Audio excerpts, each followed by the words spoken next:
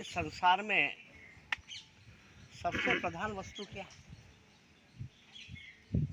वह बताई गई है कर्म। गोस्वामी जी ने रामचरितमानस में लिखा है कि कर्म प्रधान विश्व रचि राखा, जो जस करहि सो तस फल चाखा।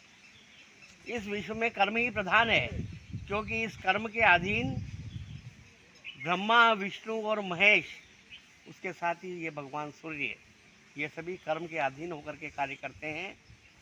ब्रह्मा येन कुलालवंती यमितो ब्रह्मांड मंडोदरे, विष्णु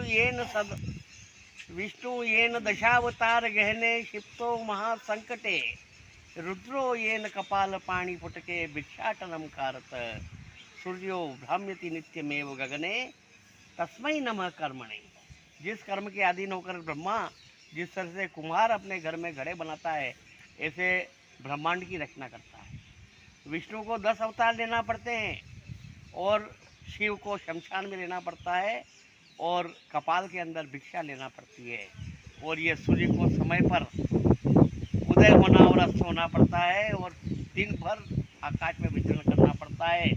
ये सभी कर्म के अधीन है। तो कर्म कितना बड़ा महत्वपूर्ण होता है, परंतु उसे प्रारब्ध कहते हैं, और जो प्रारब्ध का फल है, कर्म का फल है, इससे कोई बच नहीं सकता। कर्म का फल भोगना ही पड़ता है, चाहे वो किसी भी जन्म में किया गया हो। वो प्रारब्ध आपको किसी भी जन्म में मिल सकता है, परंतु क्या उससे भी बचा जा सकता है? उससे भी बचा जा सकता है। तो वो ऐसी स्थिति में कि जब आप ये सोच लो कि ये जो प्रारब्ध है ये मेरे शरीर को भुगतना है, तो ये शरीर मेरा है ही नहीं। आप अपने आप को, अपने जीवन को, अपने शरीर को परमात्मा को समर्पित कर दो कि मेरी तेरे भरोसे गाड़ी, तू जाने तेरा काम जाने, तो फिर आपको प्रारब्ध भी भुगतना नहीं पड़ सकता। प्रिया मोहन दास जी वृंदावन में एक बहुत बड़े संत थे। उन्होंने इसी प्रकार से अपने जीवन को प्रभु के समर्पित कर दिया और उन्होंने कहा कि मेरे पास में कुछ भी नहीं है, जो कुछ भी है वो तेरा है, ये शरीर तेरा है, तू इसे प्रारब्ध से दे, दुख दे, कष्ट दे, कितना भी कर, तो मेरा तो है ही नहीं। तू जाने, ये अगर तेरा ही शरीर है और तू ही अगर इसको कष्ट देगा तो ये इसकी जिम्मेदार तू खुद है।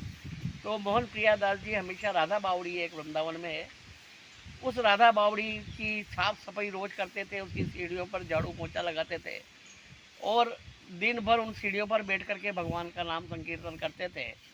एक दिन रात को एक काला कलूटा व्यक्ति भयानक उनके पास में आया, मैं तेरा प्रारब्ध हूँ, पूर्व जन्म के संचित कर्मों से इस जन्म में तुझे 12 वर्ष तक कठिन कुष्ठ रोग भोगना पड़ेगा, ये तेरा प्रारब्ध है और मैं बन के आया हूँ और तुझे प्रारब्ध ये भोगतना पड़ेगा।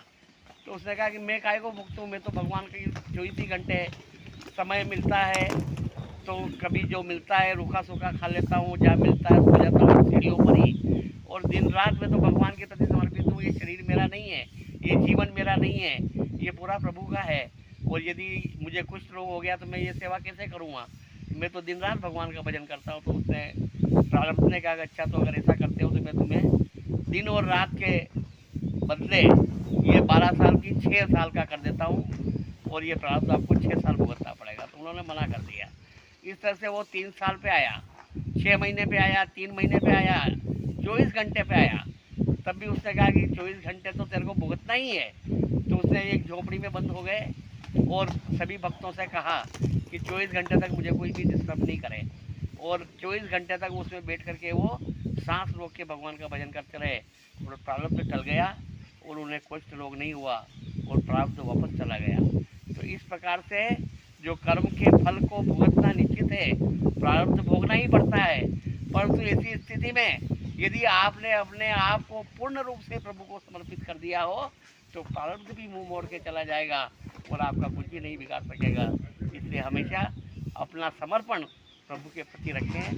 बस ये सोच लें कि मेरी तेरे भरोसे ये गाड़ी, तू जाने तेरा काम जाने, तो तेरा शरीर मेरा शरीर तो है ही नहीं, ये सब तेरा कुछ है।